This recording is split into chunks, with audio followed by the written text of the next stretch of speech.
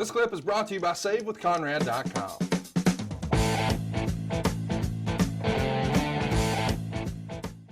Let's bounce around a little bit because I know that you've got some fun stories involving a shoe shine. Oh, sport bastard. You know, office buildings, you have it in your office. You have the guy that comes by with the shoe shine box and goes from office to office, collects people's shoes. And then he takes them down and he has a little spot set up there. He shines the shoes and he brings them back to people's offices. They pay him and tip him, what have you. So this guy was probably 70, 80 years old.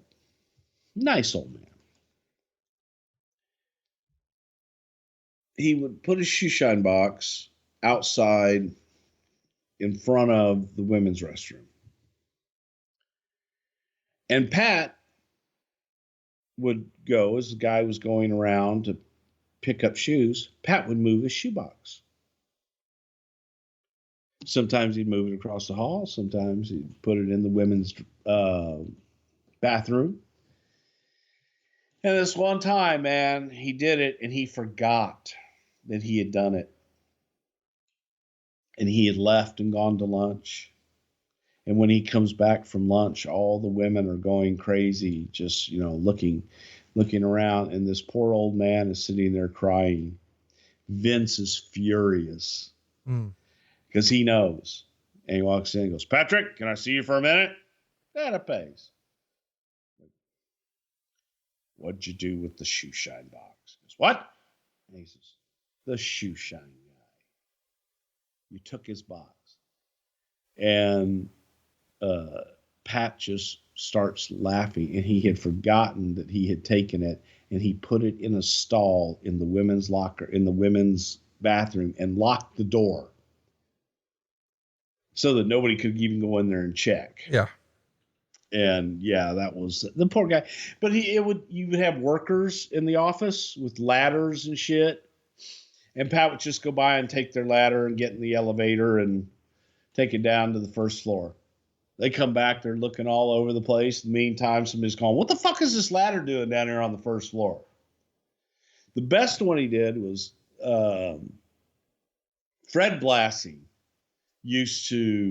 Fred's office was on the second or third floor, I think.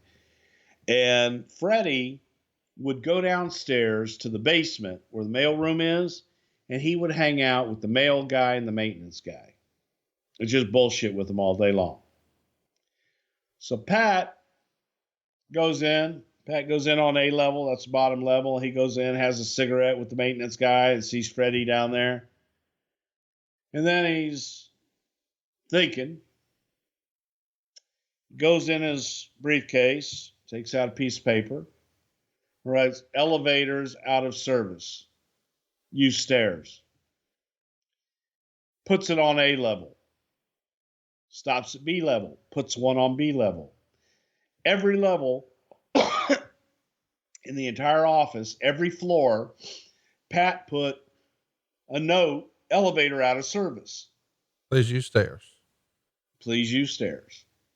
So all day long, people are fucking walking up and down the stairs and shit. Pat's using the elevator.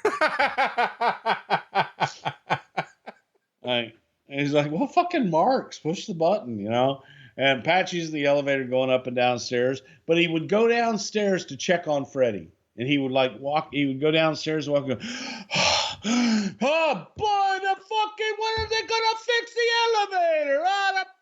I'm out of breath down here. And I gotta get up for a Vince meeting in a minute." And Freddie's like, "Cocksuckers, I've been down here for 3 hours. I'm not walking back up those fucking stairs in my office." Freddie stayed downstairs the entire day until he finally just said fuck it and left. Because he wasn't going to walk up those stairs. But then finally someone took one down on the second floor, and then people realized. But yeah, all day had people going up and down the fucking stairs just on a whim. Let's talk about some of your fun stories though. He was known to be a ribber, and he had a rib for Mr. Jarrett once upon a time. Jeez. A rather smelly one, I believe. Good Lord, man. Pat, Pat liked to laugh, and no matter whose expense it was, when Pat and I both came back in, when did we come back? 92. We were not to ever be in the office. So, you know, that was part of the deal. Funny how those deals always change. But Pat and I would work out of our house. We didn't need to come in the office, so on and so forth. And finally, Vince is like, you guys need to have offices. So we got offices in the talent relations department, side by side. And we didn't decorate our offices. We just left them as is and all this shit, some white walls and a plain desk and shit. And one day Vince comes in and says, God damn, are you guys ever going to put anything up? You know, I mean, decorate, do something. And we're like, no, because the next time you fire me, this is all I'm taking with me. I got everything I need in this bag right here.